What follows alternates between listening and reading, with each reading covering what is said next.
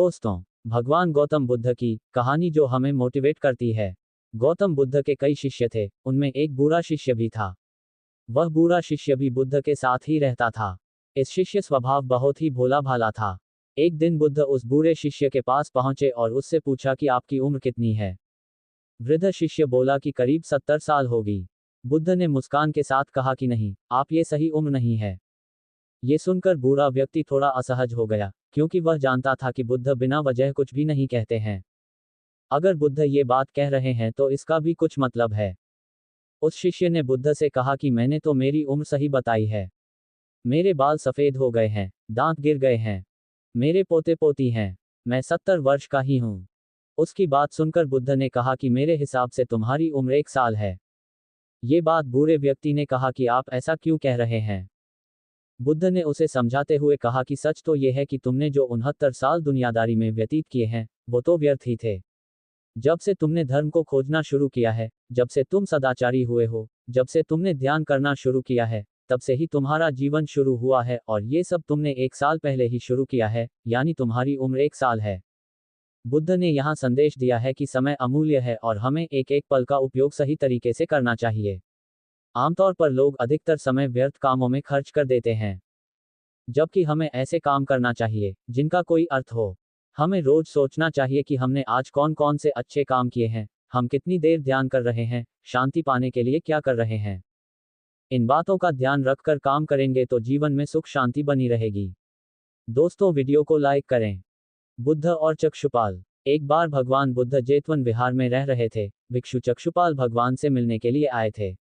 उनके आगमन के साथ उनकी दिनचर्या, व्यवहार और गुणों की चर्चा भी हुई। भिक्षु चक्षुपाल अंधे थे। एक दिन विहार के कुछ भिक्षुओं ने कुछ मरे हुए कीड़ों को चक्षुपाल की कुटी के बाहर पाया और उन्होंने चक्षुपाल की निंदा करनी शुरू कर दी कि उन्होंने इन जीवित प्राणियों की हत्या की। भगवान बुद्ध ने निंदा कर रहे उन भिक्षुओं को बुलाया और पूछा कि क्या तुमने भिक्षु को कीड़े मारते हुए देखा है। उन्होंने उत्तर दिया नहीं।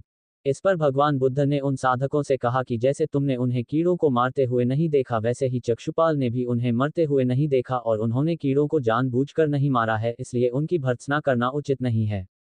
भिक्षुओं ने इसके बाद पूछा कि चक्षुपाल अंधे क्यों हैं? उन्होंने इस जन्म में अथवा पिछले जन्म में क्या पाप किए?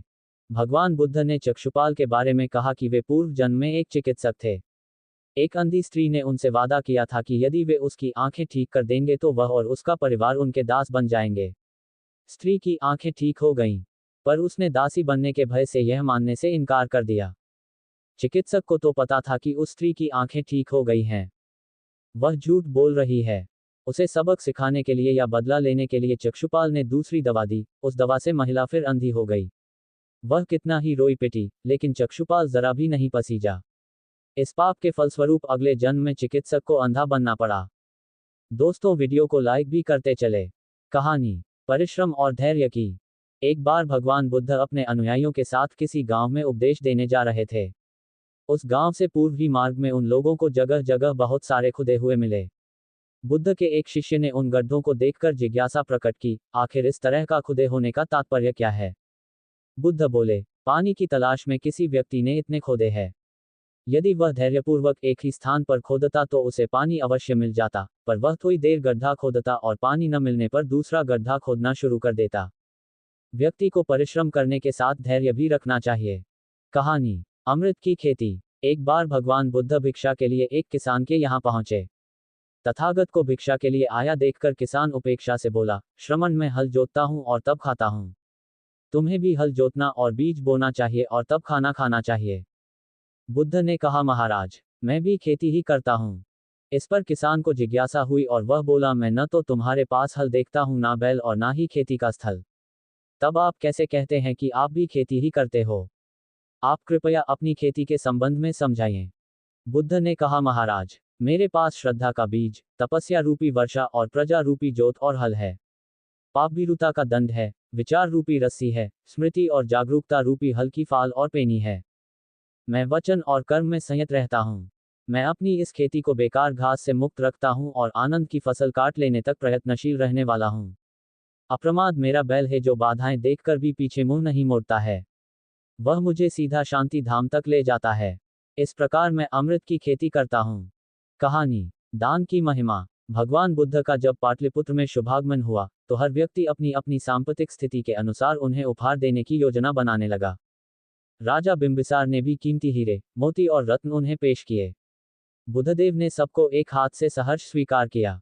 इसके बाद मंत्रियों, सेठों, साहूकारों ने अपने अपने उपहार उन्हें अर्पित किए और बुद्धदेव ने उन सबको एक हाथ से स्वीकार कर लिया। इतने में एक बुढ़िया लाठी टेकते वहां आई। बुद्धदेव को प्रणाम कर वह बोली, जिस समय आपके आने का समाचार मुझे मिला उस समय मैं यह अनार खा रही थी। मेरे पास कोई दूसरी चीज न होने के कारण मैं इस अदखाए फल को ही ले आई हूं। यदि आप मेरी इस तुच्छ भेंट स्वीकार करें तो मैं अहोभाग्य समझूंगी। भगवान बुद्ध ने दोनों हाथ सामने कर वह फल ग्रहण किया। राजा बिंबिसार ने जब यह देखा तो उन्होंने बुद्धदेव से कहा, क्षमा करें, एक प्रश्न पूछना चाहता हूं। हम सब ने आपको कीमती और बड़े बड़े उपहार दिए जिन्हें आपने एक हाथ से ग्रहण किया, लेकिन इस बुढ़िया द्वारा दिए गए छोटे एवं जूठे फल को आपने दोनों हाथों से ग्रहण किया, ऐसा क्यों? ये सुन बुद्धदेव मुस्कुराए और बोले, आप सब ने अवश्य बहुमूल्य उपहार दिए हैं, किंतु ये सब आपकी संपत्ति का 10वां हिस्सा भी नहीं है। आपने ये दान दीनों और गरीबों की भलाई के लिए नहीं किया है, इसलिए आपका यह दान सात्विक दान की श्रेणी में नहीं आ सकता। इसके विपरीत इस बुढ़िया ने अपने मुंह का कौर ही मुझे दे डाला है। भले ही ये बुढ़िया निर्धन है, लेकिन इसे संपत्ति की कोई लालसा नहीं है। यही कारण है कि इसका दान मैंने खुले हृदय से दोनों हाथों से स्वीकार किया है। दोस्तों, आपको हमारी यह वीडियो कैसी लगी? इसे लाइक सब्सक्राइब करें।